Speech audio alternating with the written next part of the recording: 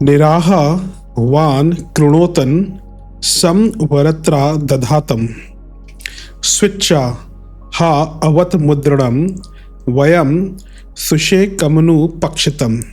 ऋग्वेद। भावार्थ: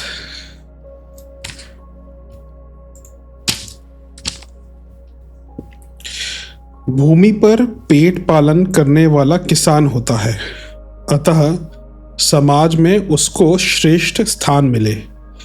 शिक्षित जन ही अच्छे किसान हो सकते हैं। एक्सप्लेनेशन, संदेश: परमेश्वर प्रत्येक प्राणी के जन्म से पूर्व ही उसका पेट भरने की व्यवस्था कर देता है। परमेश्वर प्रत्येक प्राणी के जन्म से पूर्व ही उसका पेट भरने की व्यवस्था कर देता है। सबसे पहले तो उसे माँ का दूध ही उपलब्ध हो जाता है। सारे जीवन भर मनुष्य का पेट भरने के लिए अन्न पैदा करने को भगवान ने किसान को अपने प्रतिनिधि के रूप में नियुक्त कर रखा है। यह किसान ही हमारा अन्नदाता परमेश्वर है। वह केवल गेहूं, चना, चावल, दाल ही नहीं उपजाता, वरन तरह तरह के पौष्टिक फल, वनस्पतियां, औषधीय जड़ी बूटियां भी उत्पन्न करता है। उसी के श्रम से पशुओं को उचित आहार मिलता है और हमारे लिए घी दूध की नदियां प्रवाहित होती हैं। किसान ही अपने तप व साधना से हमारे लिए अन्न, फल, औषधि, जल, वायु, पशु, धन व सुख संपत्ति का अनुदान धरती माता से प्राप्त करता है।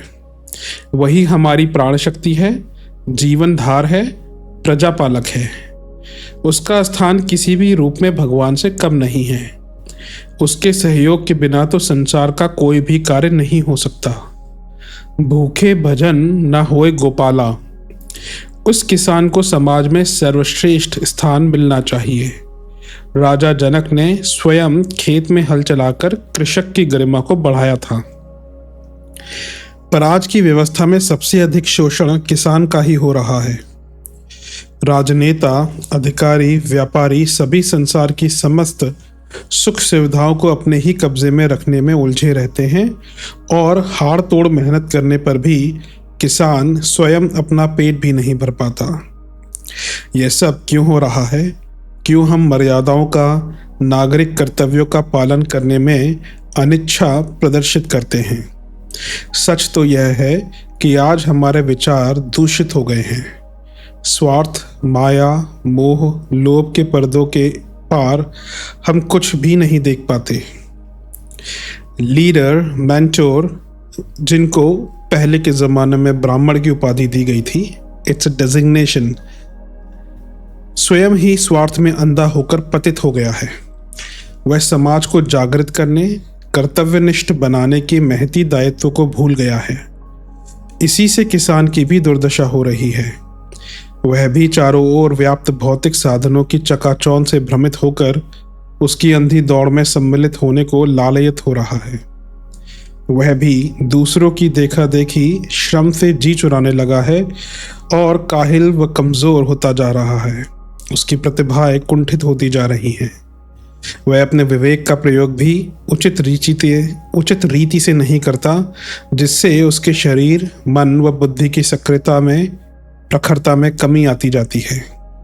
अपने उथले चिंतन और बेतुके निर्णयों के कारण उसे हर ओर हानि, निराशा व हताशा का ही सामना करना पड़ता है। इसका मूल किसानों में शिक्षा का अभाव भी है। एक दूसरे को सहयोग देना, उनके अनुभवों से लाभ उठाना और प्राकृतिक संसाधनों का समुचित उपयोग करना उत्तम खेती के मूल आधार हैं। वर्षा जल को व्यर्थ बर्बाद होने देने से बचाकर उसका उचित संचयन धरती की हरितिमा के संवर्धन हेतु आवश्यक है। मेंटोर्स, लीडर्स, ब्राह्मणों का, विद्वानों का यह कर्तव्य है कि वे किसानों का उचित मार्गदर्शन करें। याद्वगेव दद्विषे ताद्वगुच्यते सम छायया दधिरे सिद्ध्र याप्स्वा महिमस्मभ्यो मुरुषामुरुद्रयो बृहत् सुवीर मनपच्युतम सह। ऋग्वेद। भावार्थ, सच्चा उपदेशक वही होता है जो जैसा आत्मा में हो वही मन में, जो मन में हो वही वाणी के द्वारा व्यक्त करे, अर्थात जो स्वयं आचरण में लाए वही उपदेश करे, जिससे सभी लोगों में विद्या, बल व धन का उत्कर्ष हो। यही सदुपदेश है। एक्सप्लेनेशन। संदेश। भारत देश ऋषियों का, गुरुओं का देश है, जहाँ से विश्व को प्रकाश मिलता रहा है। यहीं से ऋषियों ने उच्च कोटि का विचार करने की शैली दी थी। पहले विचार करने की शैली उच्च कोटि की थी, इसलिए सबका जीवन भी उत्कृष्ट था। आजकल विचार करने की शैली निम्न स्तर की हो गई है। इसी से ओछे विचार करने वाले और स्वार्थ की ही इच्छा रखने वाले देश के कर्णधार बन गए हैं और समाज में ऐसे ही निकृष्ट विचारों को प्रसारित करते रहते हैं। धर्म के ठेकेदारों ने, उपदेशकों ने ब्राह्मणत्व का और अध्यात्म का यही मतलब समझा है कि भोली भाली जनता को उल्टे सीधे उपदेश देकर बरगलाते रहो। ऐसे उपदेशकों के विचार भी निम्न स्तर के हैं और आचरण भी निम्न स्तर के। उनका तो एक ही मूल मंत्र है, मुंह में राम बगल में छुरी। आज हमारा समाज इन उपदेशकों के रूढ़िवादी चिंतन तथा भ्रष्ट आचरण के कारण जर्जरावस्था में पहुंच गया है। उनके आचरण में उत्कृष्टता के अभाव के कारण उनकी वाणी में कोई प्रभाव भी नहीं होता, और यदि वे कोई अच्छी बात भी कहते हैं तो भी लोगों के दिलों में वह बात घर नहीं बना पाती। उपदेश देना एक बहुत ही पैना हथियार है, लेकिन शर्त यही है कि पहले उसे स्वयं आचरण में लाकर उदाहरण प्रस्तुत किया गया हो। श्रावणी पर्व पर हम सप्त ऋषियों की पूजा करते हैं, और यह इसलिए करते हैं कि उन्होंने हमें मन, वचन और कर्म में पूरी ईमानदारी के साथ समन्वय रखते हुए सत्कर्मों में प्रेरित करने के उपदेश दिए। वे हमारे आदर्श पुरुष हैं, परंतु आज ब्राह्मणत्व डूब रहा है।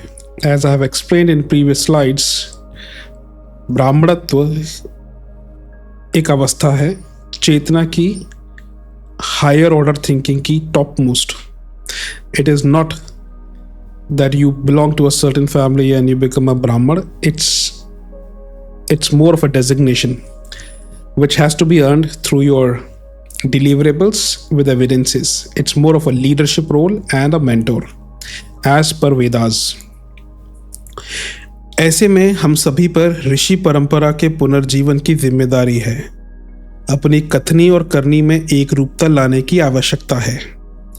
यह तभी संभव होता है जब मनुष्य सादा जीवन, उच्च विचार के आदर्श को अपनाए और अपने हृदय में सदैव शुद्ध व पवित्र भावनाओं को ही आश्रय दे। जीवन में सादगी का स्वभाव होने से ना तो मन भौतिक समृद्धियों की ओर लालयित होता है और ना दूसरों को देखकर मन में ईर्ष्या भाव जागृत होता है। लोभ, मोह, क्रोध की दुष्प्रवृत्तियां स्वतः ही दूर भाग जाती हैं। इनके स्थान पर सद्गुणों का अभिवर्धन होता है। हमारे ऋषियों ने इसी जीवन शैली को अपनाया था। सदैव प्रभु चिंतन में निमग्न रहकर लोकहित की कार्यों में अपने को समर्पित किए रहते थे। जन जन में सात्विकता का विकास करने हेतु उन्हें तेजस्वी, ओजस्वी एवं वर्चस्वी तथा विद्यावान, बलवान एवं धनवान बनाने के लिए उचित मार्गदर्शन करते रहते थे। इसी में लीडरशिप, राइट मेंटोरशिप, जिसका दूसरा नाम ब्राह्मणत्व भी है, इसकी सार्थकता है।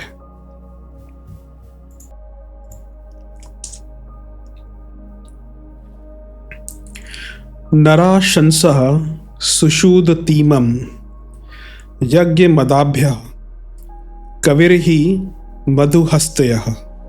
ऋग्वेद। भावार्थ, विद्वान पुरुषों को चाहिए कि वे सत्य और ज्ञान के सदुपदेश से लोगों को ऐसे ही सुखी बनावे जैसे गाय अपने दूध से अपने पालक को सुखी बनाती है। एक्सप्लेनेशन संदेश। मध्यकाल के अंधकार युग में न जाने कैसे हमने धर्म, अध्यात्म, दर्शन, आत्मज्ञान, ब्रह्म विद्या, साधना, स्वाध्याय आदि के ऐसे अर्थ ग्रहण कर लिए जिनसे समाज को उल्टी दिशा मिली। प्राचीन काल में, वैदिक युग में, राम राज्य में, मौर्य और गुप्त काल में हमारा देश जगत गुरु था। तब भी वही शास्त्र थे जिनसे प्रेरणा लेकर हम लौकिक और आध्यात्मिक उत्कर्ष करते चले गए। उन्हीं शास्त्रों के अर्थ का अनर्थ करने से संसार में आज हम एक भिखारी की स्थिति में पहुंच गए हैं। शिक्षा केवल भौतिक प्रयोजन पूरे करती है। जीवन का वास्तविक लक्ष्य प्राप्त करने के लिए, सुख शांति का जीवन जीने के लिए आदमी को ज्ञानवान, सदाचारी और कर्तव्य परायण भी होना चाहिए। यही असली विद्या है। ऋषियों ने विद्या और शिक्षा के दोनों काम अपने हाथ में लिए और सत्य व ज्ञान के सदुपदेश से जीवन पथ को आलोकित किया। इस ज्ञान के अभाव से ही समाज में दोष पैदा हुए। जिस प्रकार शरीर से सारा रक्त निकल जाने पर प्राण निकल जाते हैं, उसी प्रकार चेतना में से सत्य और ज्ञान निकल जाने से आदमी निष्प्राण, मृतक समान हो जाता है।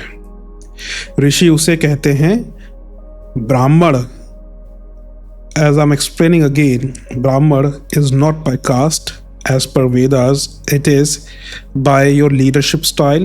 It is by your deliverables with evidence. It is more of a mentor role for the society.